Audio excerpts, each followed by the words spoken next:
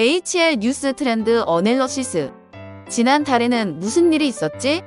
미디어 빅데이터를 통해 한 달간의 HL 이슈를 분석합니다. 2022년 4월. 먼저 4월 첫째 주입니다. 이슈 1. 내년 적용될 최저임금 심의 절차 시작.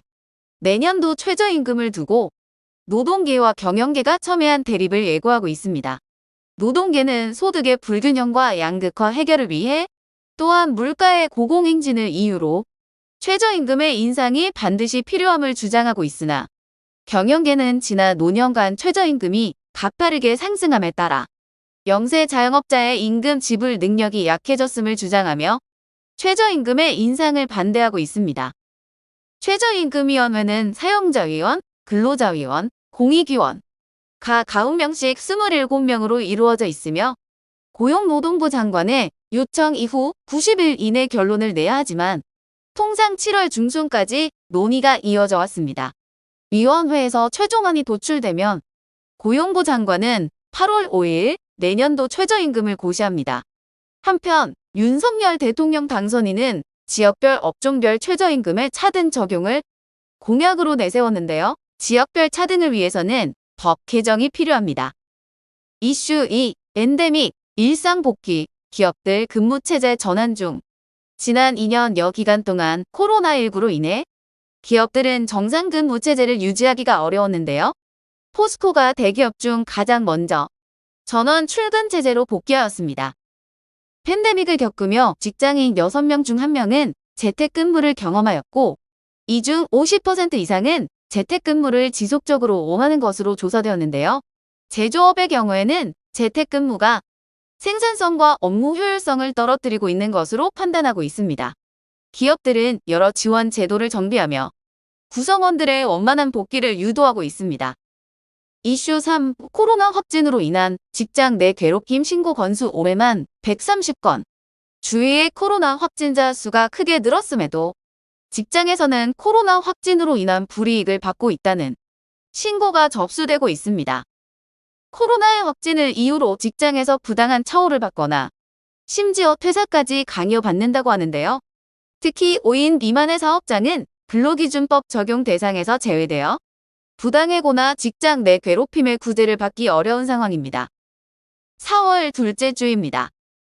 이슈 1. 16명 급성중독 사고 두성산업 중대재해처벌법 송치 1호.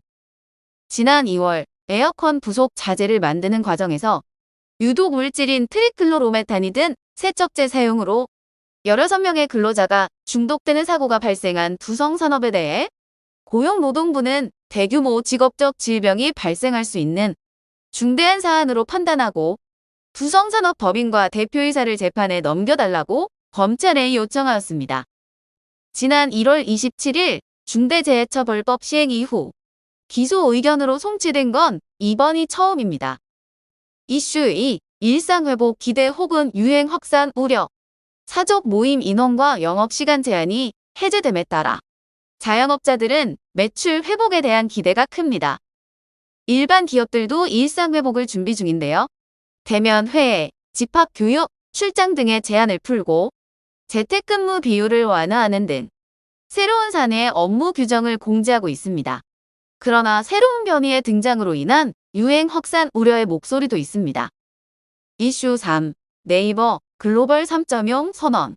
네이버는 일본, 북미, 유럽 등의 시장에서 시장별 맞춤 전략을 실현하여 5년 내 글로벌 사용자 10억 명을 확보하겠다고 밝혔습니다. 그렇게 되면 아마존, 구글, 메타와 같은 규모인데요. 다양한 사업과 파트너를 결합하는 팀 네이버로서 글로벌 3.0 전략을 펼치겠다는 포부입니다. 그러나 지난해 직장 내 괴롭힘 문제가 발생한 만큼 기업 문화 쇄신을 선결과제로 보고 직원들과 끊임없는 소통으로 조직 내 문화와 인사제도를 점검하겠다고 강조하였습니다. 다음은 4월 셋째 주입니다. 이슈 1. 국제노동기구 ILO 핵심협약 세계 국내 정식 발효. 4월 20일부터 국제노동기구 ILO의 강제노동 금지에 관한 협약, 근로자와 사용자의 자유로운 단체 설립을 인정하는 결사의 자유와 단결권 보호 협약, 근로자와 사용자의 자발적 교섭을 보호하는 단결권 및 단체 교섭권의 보장 협약 등 3개의 핵심 협약이 국내 정식 발효됨에 따라 국내법과 같은 효력을 갖게 됩니다. 노동계는 협약의 이행을 위해 특수고용직의 노동 3권 보장 등 추가 노동법 개정을 요구하고 있으며 경영계는 노조의 권한이 지나치게 강화되는 것을 우려하여 노사관계의 불균형 해소를 위한 보완 입법을 요구하고 있습니다. 특히 제87호의 경우 파업할 권리를 포함하고 있는데요. 파업의 목적이 단체협약 사안에 제한되어서는 안 된다고 명시하고 있습니다. 따라서 현재까지 대법원 판례상 근로조건의 향상을 목적으로 한 파업만 합법으로 인정하고 구조조정이나 정부 정책에 반대하는 파업은 불법으로 보았으나 앞으로는 판례의 변화가 예상됩니다. 이슈 2. 여성가족부 2021 양성평등 실태조사 결과 발표. 정부는 5년마다 성평등 인식 수준을 조사하고 있는데요. 지난해 기준 조사 결과에 따르면 한국 사회가 불평등하다고 생각하는 남녀의 인식 차이는 20대에서 가장 크게 나타났습니다. 20대 여성의 73.4%, 20대 남성의 29.2%가 한국 사회는 여성에게 불평등하다고 응답하여 44.2포인트의 격차를 보였습니다. 한편 결혼과 출산에 대한 남녀의 인식 차는 10대에서 가장 두드러졌는데요. 만 15에서 18세 남성의 54.4%는 결혼할 생각이 있다고 응답한 반면 같은 나이대의 여성은 34.6%만이 결혼할 생각이 있다고 하였고 자녀를 가질 생각이 있다에는 10대 남성 45.4%, 10대 여성 29.5%가 응답하여 큰 격차를 보였습니다. 대체로 나이대가 낮을수록 양성평등 문제를 민감하게 받아들이고 있었고 불평등의 해소를 위한 우선 과제는 여성의 경력 단절 문제 해결로 보고 있었습니다. 이슈 3. IT 기업 인재 쟁탈전, 연봉 수직 상승.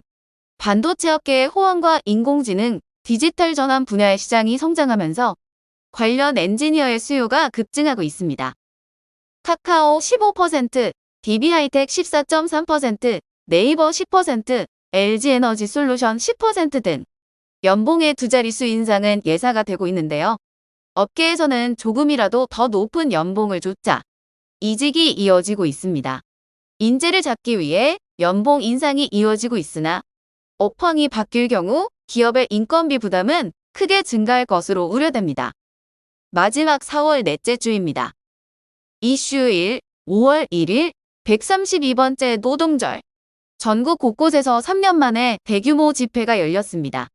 코로나19로 인한 집회 인원 제한이 전면 해제된 이후로 14,000명의 민주노총 조합원들이 모인 첫 대규모 집회인데요. 집회 참석자들은 코로나19로 인해 불평등과 양극화가 심화되었다며 차별 없는 노동권과 질 좋은 일자리 보장을 요구하였습니다. 이슈 2. 전국 시내버스 총파업 위기, 임금 인상 극적 합의로 모면. 전국 출근길 교통대란을 가까스로 피했습니다. 버스 노조는 지난 2년간 동결된 임금의 8% 인상과 근무 조건의 개선을 요구했지만 사측은 코로나19로 인한 승객 감소, 경영난 등을 이유로 올해도 임금 동결을 주장하였습니다. 각 지자체에서는 비상소송 대책까지 마련하였는데요. 양측이 조정위원회에 중재안을 받아들이며 극단의 대립을 피할 수 있었습니다. 서울과 부산 등은 5%의 임금 인상의 협상이 타결되었고 대구는 이를 기준으로 4.5% 인상에 합의했습니다. 이슈 3. 코로나19로 인한 소상공인 손실액 54조 원 추산, 지원금은 차등 지급. 새 정부는 소상공인과 소기업 551만 개 업체에 2019년 기준 20년과 21년에 입은 손실액이 54조 원으로 추산된다고 밝혔습니다. 그리고 업체의 규모와 피해 정도에 따라 피해 지원금은 차등 지급할 것이며 최대 600만 원 지급을 검토 중이라 하였습니다. 또한 채무 및 납세의 부담을 줄이기 위해 금융세제 지원을 병행할 예정이라 하였으나 소급 적용은 현실적으로 어렵다고 하였습니다. 이에 대해 소상공인 단체는 소급 적용 및 600만 원 일괄 지급 불가에 대해 비판하고 있습니다. 다현인재경영연구소는 인사노무 전문가 집단으로 기업 경영에 필수적인 양질의 콘텐츠를 제공합니다. 미디어 빅데이터 분석 리포트는 매주 월요일에 인사드립니다.